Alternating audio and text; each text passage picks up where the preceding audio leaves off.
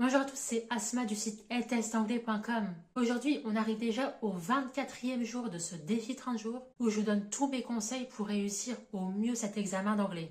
Pour ceux qui me découvrent dans cette vidéo, j'ai créé cette chaîne YouTube et site internet pour optimiser au mieux votre préparation et votre apprentissage de l'anglais avec mes méthodes qui me permettent à chaque fois de revalider mon niveau C1 en anglais. Aujourd'hui, je vais vous présenter le livre IELTS 200 académique et surtout mes 5 conseils pour tirer meilleure partie de ce livre incontournable. Je vous explique tout ça après l'intro.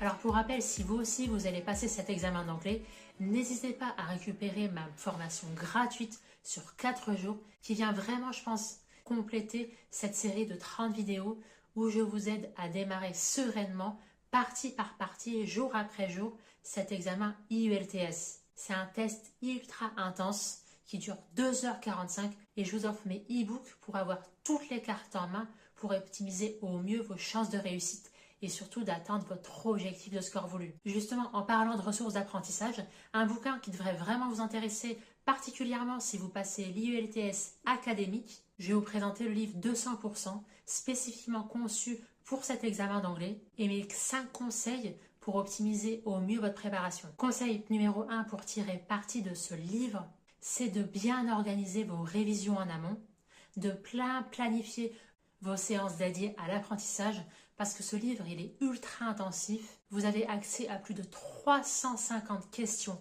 officielles, dont 2 tests réels d'entraînement.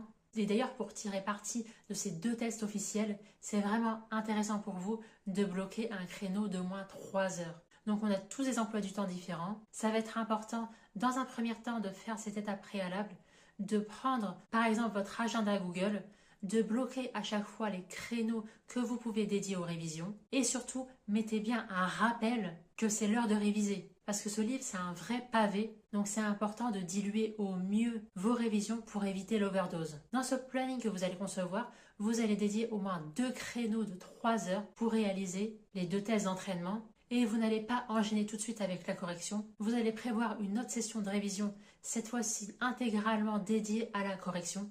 Parce que je le répète souvent, mais si vous faites des exercices d'entraînement, ne vous contentez pas de vérifier les bonnes réponses. Concentrez-vous sur les mauvaises réponses. Parce que c'est un test d'anglais, je le rappelle, standardisé au niveau international. C'est toujours le même type de question qui revient, le même type de vocabulaire. Et si vous réussissez à cibler vos axes d'amélioration, votre score va vraiment décoller. Il n'y a pas de secret. C'est en apprenant de ses erreurs qu'on évolue. Et c'est particulièrement vrai dans un examen comme l'IELTS. Donc deuxième conseil ici que je vous donne pour rebondir sur mon conseil numéro 1 de bien planifier vos révisions, c'est de travailler dans la mesure du possible dans les conditions réelles de l'examen. C'est-à-dire par exemple pour les travaux d'expression écrite, vous allez consacrer 1 heure grand maximum, en moyenne une vingtaine de minutes pour la première tâche et environ 40 minutes pour la deuxième tâche. Mais c'est vraiment important de ne pas dépasser ces créneaux en fait. Parce que non seulement vous devez apprendre du vocabulaire en anglais, vous améliorer, vous perfectionner, mais aussi vous devez travailler votre stratégie. Et la gestion du temps, c'est une stratégie primordiale et vitale pour optimiser au mieux votre score. Donc aucune pause, le téléphone en mode avion, en mode chronomètre seulement, pour vérifier de temps en temps le temps qui vous reste, et ce comme si vous étiez dans les conditions réelles du jour J. Parce que ça aussi, ça va vous habituer à la pression du temps et à gérer vos idées plus rapidement. Donc conseil numéro 1, bien planifié. Deuxième conseil, réviser dans les conditions réelles de l'examen. Troisième conseil, et là j'insiste encore, troisième conseil que je vous donne, analysez bien vos erreurs. Regardez bien comment vous avez structuré vos idées, comment vous avez relié vos connecteurs logiques. Alors l'avantage ici que vous avez de nos jours, c'est qu'on est arrivé à l'ère de l'intelligence artificielle. Donc rien ne vous empêche de balancer les travaux que vous avez réalisés à ChatGPT et demandez-lui une analyse détaillée en le positionnant comme un prof d'anglais agrégé. Et là, il va vous donner son feedback sur toutes les erreurs que vous avez commises. Et ça, c'est vraiment du pain béni pour progresser en temps réel et en fonction de votre niveau. Ça, ChatGPT, il y a toute une procédure pour tirer meilleure partie de cette IA. J'en ai fait une vidéo à part entière. C'est d'ailleurs une des vidéos les plus vues de cette chaîne. Donc, abusez-en. Ici, vous avez un avantage injuste. Et ça va vraiment faire décoller votre score en combinant ce livre plus ChatGPT. Donc, premier conseil, planifiez bien vos révisions.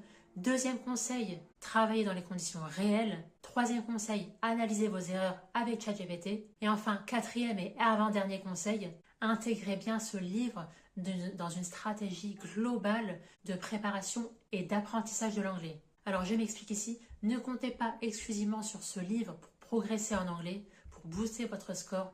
Il va vraiment y avoir ici une démarche d'apprentissage de l'anglais personnel, donc à la fois de façon active et de façon passive. La façon active, c'est que vous allez essayer de rentabiliser toutes les fois où vous êtes libre, où vous êtes en mode en train de regarder une vidéo en anglais. Vous allez activer si possible les sous-titres en anglais. Vous allez garder bien auprès de vous votre carnet de vocabulaire. Tous les mots que vous ne connaissez pas, vous allez les recenser pour pouvoir les revoir ultérieurement. Il n'y a que comme ça que vous allez progresser. Je vous recommande l'application VOL Learning English où vous pouvez lire un article d'actualité. En plus, vous écoutez sa transcription audio. Je vous ai mis le lien de la version web et la version mobile en description de cette vidéo. Donc ça, on est dans l'apprentissage actif. Ensuite, il y aura un autre volet passif où là, toutes les fois où vous ne pouvez pas apprendre de façon active, vous allez mettre un podcast dans vos oreilles et vous allez écouter de l'anglais perpétuellement parce que mine de rien, en fait, ça va vous permettre d'affiner au mieux votre oreille, de vous familiariser au mieux avec les sons. Donc là, vraiment, actif, passif, j'insiste vraiment quand vous révisez un examen comme l'IELTS, comme le TOEIC, ne négligez pas la phase d'apprentissage de l'anglais. Et enfin, cinquième et dernier conseil, qui est un peu plus global ici, c'est ayez une très bonne hygiène de vie. C'est-à-dire, préparez-vous à cet examen d'anglais comme si vous vous prépariez à un marathon. Dans le sens où, par exemple, vous ne devez pas négliger votre sommeil, votre alimentation. Tout ça, ça va rentrer en ligne de mire aussi. Et ça va, parce que par principe, vous devez être en forme pour pouvoir réviser au mieux. Donc, hygiène de vie irréprochable. En résumé, ce livre, il est excellent. Vous pouvez compléter ce livre avec les 3 ouvrages que je vous ai déjà présentés précédemment dans le 20e jour de ce défi 30 jours. Dites-moi avec quel livre ou bouquin vous révisez vous aussi. Ou bien posez-moi toutes les questions, soit en commentaire, soit par email. Et je vous répondrai dans les meilleurs délais. Je reçois de plus en plus d'emails. Et vraiment, votre soutien et votre réussite me font vraiment très plaisir. N'hésitez pas aussi à compléter cet ouvrage avec la liste de tous les liens pour réviser à cet test d'anglais. Vous trouverez cette liste dans le premier jour de ma formation gratuite sur 4 jours. Je vous laisse découvrir tout ça et d'ici là, je vous dis à demain pour déjà le 25e jour de ce défi 30 jours. On arrive bientôt à la fin et d'ici là, très bon courage à tous.